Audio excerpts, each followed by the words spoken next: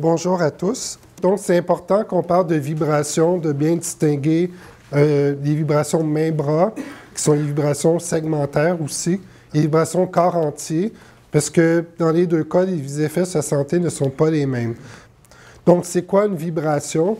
Si on regarde la vibration de la poutre et on regarde son déplacement, on va voir un mouvement de va-et-vient autour de sa position d'équilibre. Eh bien, c'est ça une vibration. La poignée ou la surface de la machine, elle va bouger rapidement. En général, vous n'allez pas le voir parce que ça bouge trop vite. Et cette vibration-là, elle va se transmettre aux mains, aux bras ou encore au corps entier. Une vibration est caractérisée par son amplitude et aussi sa fréquence en Hertz. Et les vibrations, on les mesure avec un accéléromètre. Donc, l'accéléromètre, elle va mesurer vraiment l'accélération qui est en mètres par seconde au carré d'unité de mesure. Donc, au niveau des vibrations main-bras, vous avez l'exemple classique du brise-béton. Dans le cas des vibrations main-bras, la vibration est transmise au bras par la paume de la main et des doigts. Les outils vibrants, on les classe en trois grosses catégories, donc les outils rotatifs, percutants et rotopercutants. Et les risques d'atteinte à la santé vont dépendre surtout du niveau de vibration et aussi de la durée de l'exposition. Quand on parle d'outils vibrants, on peut parler d'outils percutants, donc des outils vraiment qui vont produire des impacts répétés. On parle d'impacts, mais souvent, c'est des impacts qui vont se répéter 20 fois par seconde, donc c'est quand même des vitesses de répétition assez rapides. À l'autre extrême, vous avez les outils rotatifs, soit des ponceuses, meuleuses, des visseuses, et aussi des outils qui combinent les deux, qu'on appelle rotopercutants. Vous avez dans les références bibliographiques un guide des bonnes pratiques sur les vibrations main-bras, en fait, qui donne des niveaux auxquels on peut s'attendre pour différents outils, que ce soit des meuleuses, perceuses à percussion, des clés à choc, des capeurs. Vous avez les fouloirs ici, brise-béton, des ponceuses, ici alternatives, des dameuses. En fait, quand on veut estimer le risque, ce n'est pas toujours nécessaire de faire des mesures. On peut déjà estimer des niveaux de vibration en consultant certaines bases de données. Bien sûr, on ne retrouve pas toujours tous les outils qu'on veut évaluer. En fait, ce qu'il faut savoir, c'est que les bases de données, c'est souvent basé sur des déclarations des fabricants en utilisant des méthodes en laboratoire. Donc, on doit compenser un peu ces valeurs-là en utilisant des facteurs de correction. Par exemple, pour les machines thermiques, en général, facteur de correction de 1, donc on ne rajoute pas vraiment de niveau. Sauf que pour les machines pneumatiques, donc tout ce qui est alimentaire comprimé, on va avoir un facteur de correction de 1,5 à 2 pour tenir compte justement de la mesure qui peut être quelquefois fait à vide dans un dispositif qui n'est pas toujours la réalité. Même chose pour les machines électriques. Et aussi, quand il y a une valeur inférieure à 2,5 mètres par seconde carré qui est déclarée, il faut utiliser une valeur de 2,5 mètres par seconde carré et la multiplier par le facteur correspondant. Donc, les vibrations, on doit les mesurer dans les trois directions de l'espace. Donc, on va parler de trois axes X, Y, Z. Et pour les vibrations main-bras, on parle de fréquences de 5 Hz à 1600 Hz. Et on applique aussi une pondération fréquentielle qui tient compte de la sensibilité de la main, du corps humain à ces vibrations. Comment on mesure les vibrations? On va utiliser un accéléromètre qui va être rigidement fixé à la poignée d'outils. On utilise un accéléromètre triaxial parce qu'il mesure les vibrations dans les trois axes. Et il faut que, bien sûr, qu'il soit positionné le plus proche possible de la main du travailleur, mais sans nuire à la tâche. Combien de mesures on doit faire? Bien, pour un même outil ou une même tâche, dans le cas des vibrations main-bras, on parle d'un minimum de 3 mesures de 20 secondes pour chaque mesure. Il faut aussi vérifier l'écart entre les mesures et on rapporte la valeur moyenne. Donc, il faut savoir, il n'y a pas de règle au niveau de l'écart, mais s'il y a deux mesures qui sont similaires, il y a une troisième qui est vraiment à l'écart, mais à ce moment-là, il faut se poser des questions, peut-être prendre plus de mesures. Et aussi, si l'outil est maintenu par les deux mains, il faut évaluer et reporter l'exposition de chacune des mains. Et aussi, il est suggéré de reporter également l'accélération qui est non pondérée, qui peut vous être donnée par l'instrumentation, parce qu'en fait, il y a des discussions en ce moment au niveau de changement de pondération, et on se rend compte que peut-être l'accélération pondérée serait plus appropriée que l'accélération non pondérée serait plus appropriée que l'accélération pondérée pour, par exemple, le développement des atteintes vasculaires.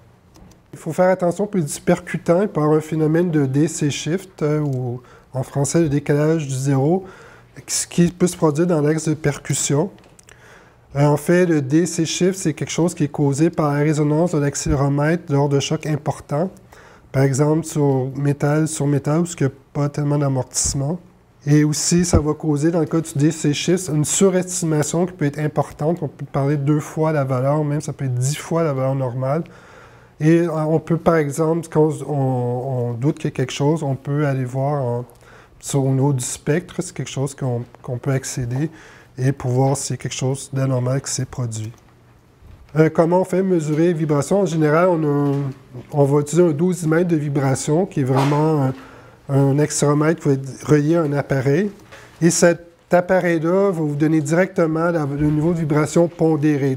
En fait, comment on calcule l'accélération pondérée? Encore là, c'est un titre informatif. Donc, c'est des choses qui sont faites par l'instrumentation, mais c'est bien de savoir un peu comment ça marche. Donc, en fait, c'est l'accélération RMS, accélération efficace, qu'on utilise. L'accélération, chacun des 3 axes va être pondéré par ce fait de pondération avec un maximum environ autour de 10 à 12 Hz, ou son maximum de réponse. Et un coup qu'on a l'accélération pondérée pour chacun des 3 axes, on va prendre la somme vectorielle, ou si vous préférez, la racine carrée de la somme des carrés, qui va vous donner l'accélération totale pondérée pour la tâche ou la mesure que vous avez effectuée.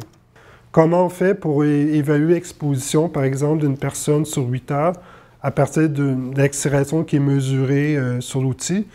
Le niveau d'accélération, vous l'avez. Maintenant, il faut reporter ça à l'utilisation réelle. Donc, le AHV, c'est vraiment l'émission vibratoire de la machine que vous pouvez avoir évaluée en faisant moyenne de 3 mesures, par exemple. La durée d'exposition quotidienne, donc la durée que la personne utilise cet outil-là par jour lors de son travail, et la durée de référence qui est de 8 heures. Donc, vous allez à ce moment-là avoir le A8 qui est vraiment la dose quotidienne de cet outil, dans le cas d'un seul outil. Mais si vous avez plusieurs outils, c'est pas tellement plus compliqué parce qu'en fait, vous calculez la même chose pour chaque outil et ensuite, vous prenez la racine carrée de la somme des carrés pour combiner ces différentes expositions-là et ça va vous donner le A8 total. Par exemple, si on fait un petit exemple de calcul, vous avez un travailleur qui utilise une meuleuse d'encre avec une valeur d'émission de 4 mètres par seconde carré pendant 2 heures et demie, une boulonneuse de 3 mètres par seconde carré pendant 1 heure et un marteau burineur de 20 mètres par seconde carré pendant 15 minutes. Bien, si on calcule chacune des expositions partielles, vous avez 4 fois racine carrée de 2,5 sur 8 heures. Donc, ça va vous donner un niveau de 2,2 mètres par seconde carré. Même chose pour la boulonneuse, 3 fois 1 heure sur 8. Et le burineur, 20 fois 15 minutes, donc c'est un quart d'heure. 1 quart sur 8, racine carrée de ça, fois 20, ça donne 3,5. Donc, et après, on combine ces 3 expositions-là. On prend la racine carrée de la somme des carrés pour finalement avoir un niveau de 4,3 mètres par seconde carré. Bon, vous avez aussi des calculateurs gratuits sur Internet que vous pouvez utiliser. Par exemple, ici, c'est un calculateur français qui est fourni par un fabricant d'outils. Donc, vous rentrez ici, disons, les niveaux de vibration de chacune de vos machines.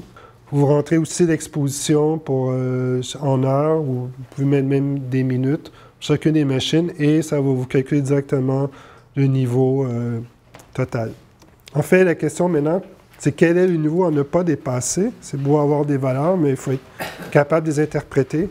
Enfin, en Amérique du Nord, à part peut-être quelques exceptions, on n'a pas vraiment de réglementation pour les vibrations. Donc souvent, on va se baser sur la directive européenne qui, elle, a défini un seuil d'action et un seuil limite. Donc vous avez un seuil d'action de 2,5 mètres par seconde carré, bien sûr, pondéré. Et le seuil d'action, c'est un niveau au-delà duquel l'employeur doit prendre des mesures de prévention. Par exemple, informer les travailleurs des risques, réduire l'exposition et faire de la prévention. Et vous avez aussi un seuil limite, qui est vraiment le seuil à ne pas dépasser, qui est de 5 mètres par seconde carré. Dans le cas des vibrations main-bras, on peut réduire les risques de différentes façons. Par exemple, dans certains cas, on peut utiliser d'autres méthodes de travail. Par exemple, On peut utiliser une meuleuse ou un marteau pneumatique pour couper des rivets. Ça peut être aussi optimiser les techniques de travail puis l'utilisation des outils pour utiliser les outils le moins longtemps possible. Choisir des modèles d'outils moins vibrants. On peut bien sûr réduire le temps d'exposition, mais réduire le temps d'exposition, ce n'est pas aussi efficace que réduire le niveau d'exposition. Il faut aussi bien sûr garder les mains au chaud et à l'abri d'humidité. Par exemple, éviter de diriger l'échappement d'air froid sur les doigts et la main. C'est malheureusement souvent le cas avec les outils où l'échappement d'air peut être dirigé à la bonne place. Éviter le contact de la main directement avec la surface métallique froide de l'outil, surtout dans les cas des outils pneumatiques, étant donné que la détente de l'air à l'échappement produit du froid. Et porter des gants isolants du froid. Et aussi limiter les forces exercées sur les outils, que ce soit des forces de préhension et de poussée, parce qu'en fait, les forces de préhension et de poussée vont augmenter, d'un côté, la charge musculaire, donc la charge ergonomique, mais aussi vont augmenter la transmission des vibrations. On peut aussi utiliser des postures de travail qui limitent les efforts musculaires au minimum, quand on peut avoir l'outil à la bonne hauteur pour éviter de travailler soit à bout de bras ou les bras au-dessus de la tête, toujours avoir un outil, disons, qui permet d'avoir une posture assez neutre. Bien sûr, entretenir les outils, surtout dans le cas des outils pneumatiques, mais c'est vrai pour tous les outils. Par exemple, nettoyer les outils, lubrifier, affûter les parties coupantes, équilibrer les parties tournantes. Aussi, opérer les outils à la pression recommandée par les fabricants. On a vu ici des carrages qui utilisaient une pression de 120 PSI au lieu de 90 PSI pour aller plus vite, mais malheureusement, les outils ne sont pas conçus pour opérer à 120 PSI. Donc, vous pouvez avoir une usure prématurée. Qui dit usure dit qu'il se fait du lousse dans l'outil, donc vous avez plus de chances d'avoir des vibrations. Et aussi, changer les outils lorsqu'ils sont trop usés. Et encore une fois, changer les accessoires lorsqu'ils commencent à être moins performants, que ce soit des burins, des papiers sablés ou des meules. Bien sûr, on peut prévoir des rotations de postes de travail pour que ce soit toujours le petit nouveau ou le moins ancien qui fait des tâches les plus pénibles, que ce soit au niveau n'importe quoi, mais aussi des vibrations. Aménager des temps de récupération.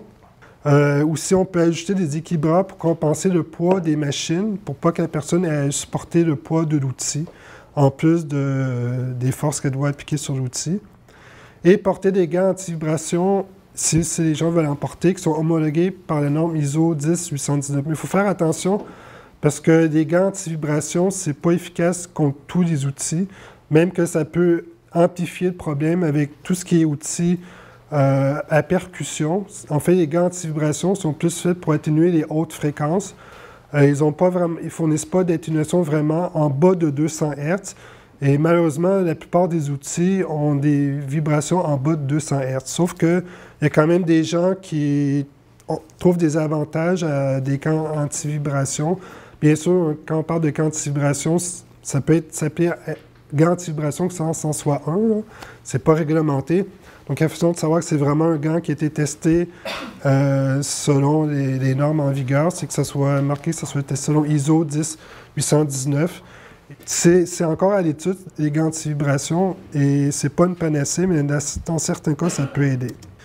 Donc, vous avez des exemples de moyens de protection, équilibreur de poids qui peut être efficace dans certains cas, diminuer les charges que la personne va effectuer sur l'outil. En diminuant les charges, on parle aussi de diminution du transfert des vibrations.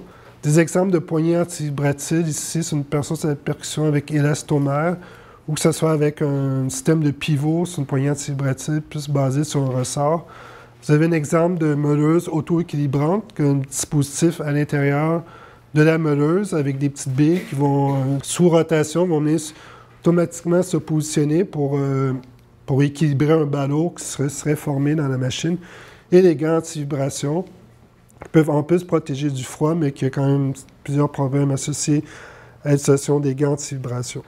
Donc, au niveau des lectures additionnelles, pour les gens qui s'intéressent plus à l'aspect technique, qui veulent aller vraiment à fond dans la mesure, vous avez les normes ISO 5349, partie 1 et partie 2. Et aussi, ce qu'on recommande, c'est le guide des bonnes pratiques en matière de vibration main-bras, qui peut être téléchargé gratuitement. Ça termine ma présentation. Je vous remercie de votre attention. Et,